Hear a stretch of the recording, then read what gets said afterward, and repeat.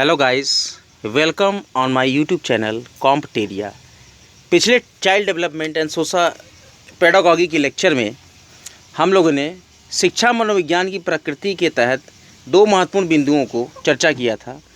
अब मैं इसके बाद तीसरे महत्वपूर्ण बिंदु की ओर बढ़ता हूँ। शिक्षा मनोविज्ञान एक प्रयुक्त विज्ञान है। Educational psychology is an applied science. शिक्षा मनोविज्ञान की क्रिया कक्ष परिस्थितियों में मनोवैज्ञानिक नियमों, सिद्धांतों और तकनीकों को प्रयुक्त करने में निहित है।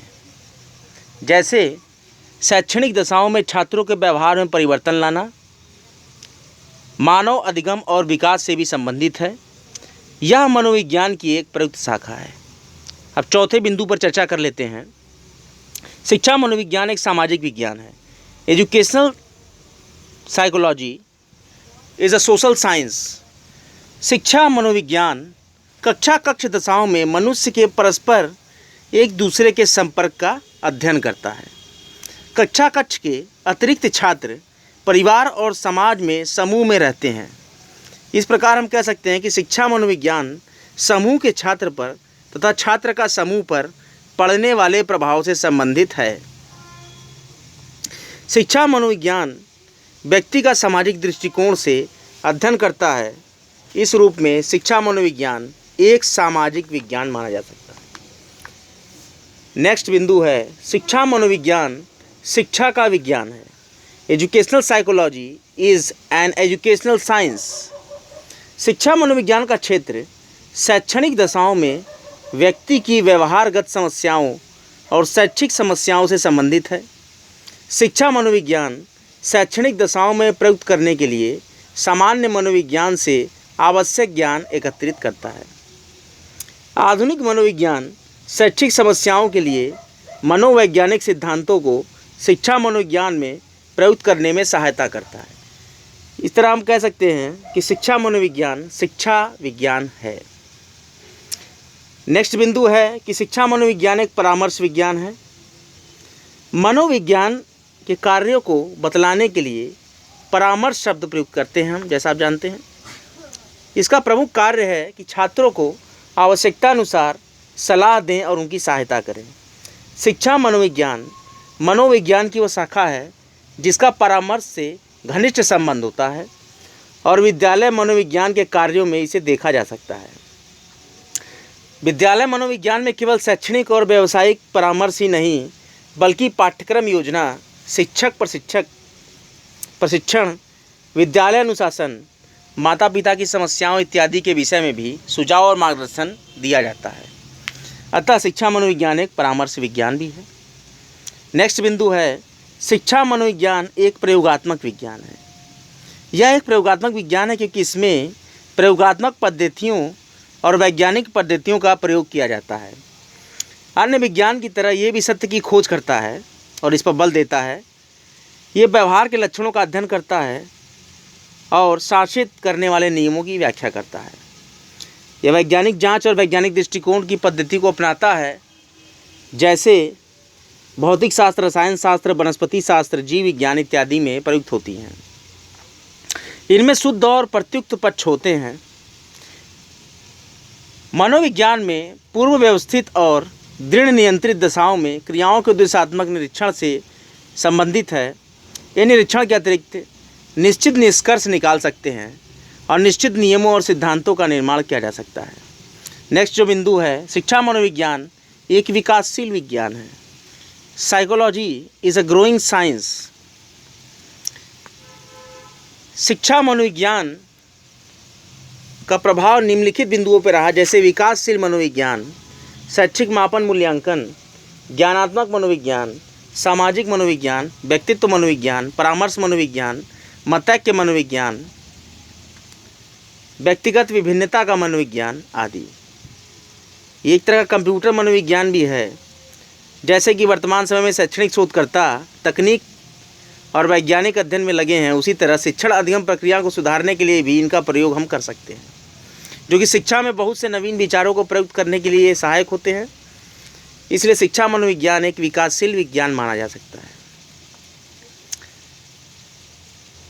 शिक्षा मनोविज्ञान के क्षेत्र क्या क्या हैं? Scope of educational psychology. ये फिर सबसे पहला जो हम बिंदु पर परिचर्चा करते हैं वो है व्यवहार अध्ययन पद्धतियाँ, मेथड्स ऑफ स्टडिंग बिहेवियर, जिसमें पहली पद्धति है अंतर्मुखी पद्धति, निरीक्षण पद्धति, प्रयोगात्मक पद्धति, उपचारात्मक पद्धति, वंशानुक्रम और विकासात्मक पद्धति, मनोविश्लेषण पद्धति, मतैक्य पद्धति और मनोवैज्ञानिक परीक्षण की तुलनात्मक परीक्षण पद्धतियाँ। दूसरा बिंदु है मानवीय वृद्धि और विकास। शिक्षा मनोविज्ञान के क्षेत्र में मानवीय वृद्धि और विकास के अध्ययन को सम्मिलित किया जाता है। शिक्षा मनोविज्ञान विभिन्न अवस्थाओं में होने वाली वृद्धि और विकास और विभिन्न प्रकार के मानवीय वृद्धि और विकास के पक्षों का अध्ययन करता है। शिक्षा मनोविज्ञान जन्म से पूर्व और जन्म के पश्चात दोनों स्तरों में होने वाले विकास का अध्ययन करता है। ये जन्म के बाद के स्तरों शैशवावस्था, बाल्यावस्था और किशोरावस्था का विस्तार से अध्ययन करता है। विभिन्न प्रकार की वृद्धि और विकास जिनको कि हम बिंदुवार पढ़ सकते हैं, जैसे कि शारीरिक विकास, बौद्धिक विकास, सामाजिक विकास, संवेगात्मक विकास, नैतिक विकास, सौंदर्य विकास, गामक विकास और चरित्र विकास। तीसरा जो महत्वपूर्ण बिंदु है वो है लर्निंग प्रोसेस, अधिगम प्रक्रिया। अधिगम प्रक्रिया का अध्ययन करना इस प्रकार की धुरी है जिसके चारों ओर शिक्षा मनोविज्ञान का क्षेत्र परिक्रमण करता रहता है। अधिगम प्रक्रिया के अंतर्गत अध्ययन की जाने वाली विषय वस्तु के क्षेत्र में पहला है अधिगम की प्रकृति, दूसरा अधिगम के सिद्धांत, तीसरा अधिगम नियम, चौथा अधिगम के प्रभावकारी कारक, पांचवां अधिगम की विधियाँ, छठवां अधिगम चिंतन और तर्क, सातवां समस्या निदान और आठवां बिंदु है अधिगम का स्थानांतरण। नेक्स्ट टॉपिक है मेमोरी एंड फॉरगेटिंग, स्मृति और विस्मृति। मनोवैज्ञानिक अधिगम की तुलना एक सिक्के से कर सकते हैं जिसमें कि एक और स्मृति है और दूसरे फलक पर विस्मृति है। शिक्षा मनोविज्ञान अधिगम के पश्चातवर्ती प्रभावों का अध्ययन करता है। हमें क्या याद रखना है, क्या भूल जाना है, इस तरह की बातें। स्मृति और विस्मृति का अध्ययन शिक्षा मनोविज्ञान की विषय वस्तु है। शिक्षा मनोविज्ञान अपने क्षेत्र में स्मृति की प्रकृति, प्रकार, विस्मृति के कारण और स्मृति में सुधार की पद्धतियों का अध्ययन करता है। पांचवा बिंदु है इंटेलिजेंस, बुद्धिमत्ता जिसको आप बोलते हैं। शिक्षा मनोविज्ञान के क्षेत्र में बुद्धि के अध्ययन को सम्मिलित करते हैं। कोई विद्यार्थी विद्यालय में अपनी ज्ञानात्मक योग्यताओं, तर्क, अंतर विश्लेषण और समझ आदि का प्रयोग करता है। ये सभी बुद्धि के अवयव माने गए हैं। इस प्रकार बुद्धि शिक्षा मनोविज्ञान की विषय वस्तु है। शिक्षा मनोवैज्ञानिक बुद्धि का मापन, बुद्धि स्तर की धारणा और इसके शैक्षिक महत्व का अध्ययन करता है। इसके बाद जो छठवां बिंदु है मोटिवेशन, अभिप्रेरणा। इसके अभाव में कच्छ दशाओं में अधिगम संभव नहीं हो पाता है। अभिप्रेरणा अधिगम को रुचिपूर्ण, अर्थपूर्ण और उद्देश्यपरक बनाती है। शिक्षा मनोविज्ञान के क्षेत्र में अभिप्रेरणा को भी सम्मिलित कर सकते हैं। शिक्षा मनोविज्ञान अभिप्रेरणा की घटना, धारणा, अभिप्रेरणा के सिद्धांत, इनके कार्य और अभिप्रेरणा की उपलब्धियां और कक्षा में छात्रों को अभिप्रेरित करने में शिक्षक की भूमिका का अध्ययन कर सकते हैं। नाउ द 7th पॉइंट है एक्सेप्शनल चिल्ड्रेन, जिसको बोलते हैं विशिष्ट बालक। बहुत ही इंपॉर्टेंट पॉइंट है friends. C TET, UP TET और किसी भी सुपर टेट के एग्ज़ाम में बहुत ही इंपॉर्टेंट क्वेश्चन, इसको जरूर सुने। विशिष्ट बालक शिक्षा मनोवैज्ञानिक शैक्षणिक दशाओं में विशिष्ट बालकों के व्यवहार के अध्ययन करते हैं। विशिष्ट बालक सामान्य और औसत बालक से भिन्न होते हैं। शिक्षा मनोविज्ञान के क्षेत्र में निम्नलिखित प्रकार के विशिष्ट बालक होते हैं, जिसमें पहली कैटेगरी है विशिष्ट बालक, गिफ्टेड चिल्ड्रेन। मानसिक विक्षिप्त और पिछड़े बालक, मेंटली रिटार्डेड और बैकवर्ड चिल्ड्रेन। तीसरा शारीरिक अपंग बालक, फिजिकली हैंडीकैप्ड चिल्ड्रेन। चौथा दृश्य अपंग बालक, विजुअली हैंडीकैप्ड चिल्ड्रेन। संवेगात्मक विचलित बालक, इमोशनली डिस्टर्ब चिल्ड्रेन। भाषण और भाषाई अपंग बालक, speech and language handicapped children. मंद अधिगमकर्ता, स्लो लर्नर्स। सामाजिक अलापकारी बालक, सोशली डिसएडवांटेज्ड चिल्ड्रेन। बाल अपराधी, डिलेक्वेंट चिल्ड्रेन। सृजनशील बालक, क्रिएटिव चिल्ड्रेन। आठवां बिंदु है व्यक्तित्व, जिसको पर्सनैलिटी बोलते हैं। शिक्षा का जो मेन वर्किंग है और जो उसका मोटो है, जो उद्देश्य है, वो बालक के व्यक्तित्व का लयबद्ध, चहुमुखी और संतुलित तरीके से विकास करना है। इसलिए शिक्षा मनोविज्ञान व्यक्तित्व की प्रकृति, व्यक्तित्व के प्रकार, व्यक्तित्व के विकास को प्रभावित करने वाले कारकों, व्यक्तित्व सिद्धांत और व्यक्तित्व मापन की तकनीकों का अध्ययन करता है। शिक्षा मनोविज्ञान में व्यक्तित्व के चेतन और अचेतन दोनों ही स्वरूपों को ध्यान में रखा जाता है। मानसिक आरोग्य और मानसिक अवस्था, जो 9वां पॉइंट है, mental hygiene and mental health. शिक्षा मनोविज्ञान के क्षेत्र में मानसिक आरोग्य की धारणा, मानसिक आरोग्य के लक्ष्य और उद्देश्य, बुरे मानसिक स्वास्थ्य के लक्षण, अच्छे मानसिक स्वास्थ्य की विशेषता, बच्चों के मानसिक स्वास्थ्य को प्रभावित करने वाले कारक और शिक्षक के साथ साथ विद्यार्थियों के उपयुक्त मानसिक स्वास्थ्य को रखने में शैक्षणिक अभिकरणों की भूमिका को सम्मिलित किया जाता है। नेक्स्ट 10th टॉपिक है समायोजन और कुसमायोजन, एडजस्टमेंट एंड मैल एडजस्टमेंट। शिक्षा मनोविज्ञान में समायोजन और कुसमायोजन के अध्ययन का बहुत ही महत्वपूर्ण स्थान है, जिसमें समायोजन और कुसमायोजन की धारणा, कुसमायोजन के कारण समायोजन यांत्रिकी, मानसिक असंतुलन और असामान्यताओं, अच्छे समायोजन के संकेत और कुसमायोजन के लक्षणों का अध्ययन करता है। इसके बाद जो बहुत ही इंपॉर्टेंट टॉपिक है वो है गाइडेंस एंड काउंसलिंग। प्रेजेंट जो टीचर है उसकी कक्ष में भूमिका केवल शिक्षण तक ही नहीं है, बल्कि वो बालक के पर्सनालिटी का प्रभावकारी विकास कर सकता है। विद्यार्थियों को शैक्षिक, व्यावसायिक और निजी परेशानियों और समस्याओं पर नियंत्रण पाने के लिए मार्गदर्शन और परामर्श की आवश्यकता होती है। इसलिए शिक्षा मनोविज्ञान अपने क्षेत्र में मार्गदर्शन और परामर्श को भी सम्मिलित करता है। नेक्स्ट जो बहुत ही इंपॉर्टेंट पॉइंट है गाइस, समस्या निदान, तर्क और चिंतन, problem solving, reasoning and thinking. रचनाएं व्यक्ति की तर्क, चिंतन और समस्या निदान शक्ति का ही परिणाम है। इसीलिए शैक्षणिक प्रयास बच्चों की तर्क और चिंतन की शक्ति के माध्यम से उनकी समस्या निदान की योग्यताओं के विकास पर प्रमुख रूप से केंद्रित होती है। इसलिए शिक्षा मनोविज्ञान के क्षेत्र में इन योग्यताओं के अध्ययन को सम्मिलित किया जा सकता है। नेक्स्ट टॉपिक है बहुत इंपॉर्टेंट, इंडिविजुअल डिफरेंसेस, व्यक्तिगत विभिन्नताएं। कोई भी दो व्यक्ति हैं तो परस्पर समान नहीं हो सकते। प्रत्येक व्यक्ति एक दूसरे से शारीरिक के साथ साथ मनोवैज्ञानिक रूप से भी भिन्न होता है। कक्षा दशाओं में छात्रों में विशाल रूप में व्यक्तिगत विभिन्नता देखने को मिलती है। इसलिए व्यक्तिगत विभिन्नता की समस्या के लिए विद्यालय, शिक्षकों और प्रशासकों के विशेष ध्यान की आवश्यकता होती है। इसलिए शिक्षा मनोविज्ञान के क्षेत्र में व्यक्तिगत विभिन्नता के मनोविज्ञान को स्थान दिया जाता है। बहुत ही इंपॉर्टेंट टॉपिक है जो नेक्स्ट पॉइंट है, शैक्षणिक मापन और मूल्यांकन, एजुकेशनल मेजरमेंट एंड इवैल्यूएशन। शैक्षणिक मापन और मूल्यांकन समस्त शैक्षिक क्रियाओं को इनके तार्किक उद्देश्यों तक पहुंचाता है।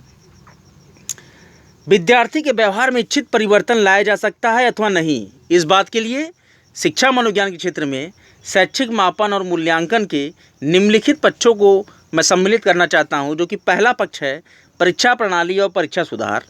दूसरा, विद्यार्थी की विद्यालयी प्रगति का मापन और मूल्यांकन। बहुत इंपॉर्टेंट, मूल्यांकन बहुत ज़रूरी है।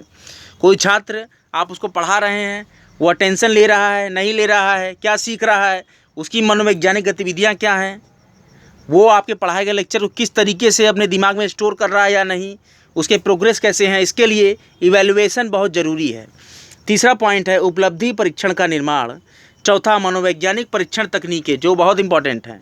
पांचवा है मूल्यांकन की गैर परीक्षण उपकरण, वस्तुनिष्ठ प्रकार के परीक्षण, शिक्षक निर्मित परीक्षण और सामान्यीकरण परीक्षण। शिक्षकों की योग्यता का मूल्यांकन भी जरूरी है और शिक्षण विधियों का भी मूल्यांकन करना जरूरी है। सिर्फ ये जरूरी नहीं कि छात्र क्या कर रहा है, शिक्षकों की परीक्षण विधि, शिक्षण विधि, इनका भी मूल्यांकन बहुत ज़रूरी है। सांख्यिकी की सहायता से आंकड़ों को दर्ज करना, सारणीबद्ध करना और विश्लेषण करना भी जरूरी है। अच्छा फ्रेंड्स, शिक्षा के क्षेत्र में मनोविज्ञान का योगदान क्या है? अगर इस महत्वपूर्ण बिंदु पर हम चर्चा करें तो पहला बिंदु मैं बनाता हूँ शिक्षा के सिद्धांतों में मनोविज्ञान का योगदान। इसमें सबसे पहला पॉइंट हम बना सकते हैं ह्यूमन ग्रोथ एंड डेवलपमेंट, मानवीय वृद्धि और विकास। इसको समझने में शिक्षा के क्षेत्र में मनोविज्ञान का बहुत ही महत्वपूर्ण योगदान है। अधिगमकर्ता वृद्धि और विकास के विभिन्न स्तरों जैसे शैशवावस्था, बाल्यावस्था और किशोरावस्था इत्यादि से गुजरता है। शैशवावस्था, बाल्यावस्था और किशोरावस्था में विभिन्न प्रकार की वृद्धि और विकास होते हैं, जैसे कि शारीरिक, बौद्धिक, संवेगात्मक, सामाजिक, नैतिक, गामक और सौंदर्य विकास।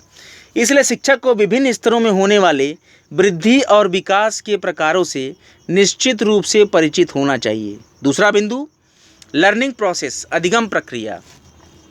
मनोविज्ञान अधिगम प्रक्रिया की प्रकृति, इसके नियम और सिद्धांत, इसके प्रभावित करने वाले कारक और प्रभावकारी अधिगम की विधियों की व्याख्या करते हैं। सफल शिक्षक के लिए अधिगम प्रक्रिया और कक्षा में अधिगम की समस्याओं को पूर्ण रूप से समझना आवश्यक है। शिक्षा के क्षेत्र में मनोविज्ञान का एक अन्य महत्वपूर्ण योगदान अधिगम प्रक्रिया को समझना भी है। To learning the process of learning, अधिगम प्रक्रिया को समझना। थर्ड पॉइंट है व्यक्तिगत विभिन्नता, इंडिविजुअल डिफरेंसेस। मनुष्य एक दूसरे से भिन्न है, दो व्यक्ति एक समान नहीं हो सकते हैं। इस कारण से विद्यालय में विद्यार्थी भी एक दूसरे से बुद्धि, योग्यता, दृष्टिकोण, रुचियों, व्यक्तित्व और अन्य मनोवैज्ञानिक पहलुओं से भिन्न होते हैं। कक्षा में बौद्धिक से प्रभावशाली, मानसिक विक्षिप्त, शारीरिक अपंग और सामाजिक और संवेगात्मक रूप से वंचित बच्चे होते हैं। इन सभी प्रकार के बच्चों के साथ भिन्न भिन्न तरीकों का बर्ताव किया जाएगा। इसलिए शिक्षा के क्षेत्र में व्यक्तिगत विभिन्नता का ज्ञान मनोविज्ञान का ही योगदान है।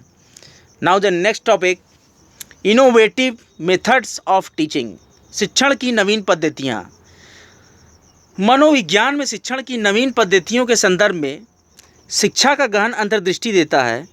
इसने बहुत से नए उपागमों, सिद्धांतों और शिक्षण की तकनीकों की खोज की है, जो कि शिक्षण अधिगम प्रक्रिया को अधिक प्रभावकारी बनाने में बहुत ही सहायक होते हैं। नए उपागम जैसे कि सूक्ष्म शिक्षण, समूह शिक्षण, नियोजित अधिगम, शिक्षण ध्यानाकर्षण विश्लेषण इत्यादि शिक्षा के क्षेत्र में मनोविज्ञान का ही योगदान है। पांचवा पॉइंट है मापन और मूल्यांकन, मेजरमेंट एंड इवैल्यूएशन। छात्रों की उपलब्धियों का मापन करने के लिए मनोवैज्ञानिकों ने बहुत से मनोवैज्ञानिक परीक्षण और अन्य यंत्र भी तैयार किए हैं। शिक्षा के क्षेत्र में ये बहुत ही उपयोगी हैं। इन परीक्षण के माध्यम से हम बुद्धि, दृष्टिकोण, रुचियों, योग्यताओं और छात्र के व्यक्तित्व का मापन कर सकते हैं। अधिगम अक्षमता और अधिगम योग्यता का भी मापन किया जा सकता है। अधिगमकर्ता की प्रगति को जांचने के लिए बहुत सी प्रकार की मूल्यांकन प्रक्रियाओं का प्रयोग भी किया जाता है। इसलिए मापन और मूल्यांकन शिक्षा के क्षेत्र में मनोविज्ञान का अन्य योगदान है। Education of the exceptional children, विशिष्ट बच्चों की शिक्षा। विशिष्ट बच्चों की शिक्षा के संदर्भ में मनोविज्ञान का बहुत ही महत्वपूर्ण योगदान है।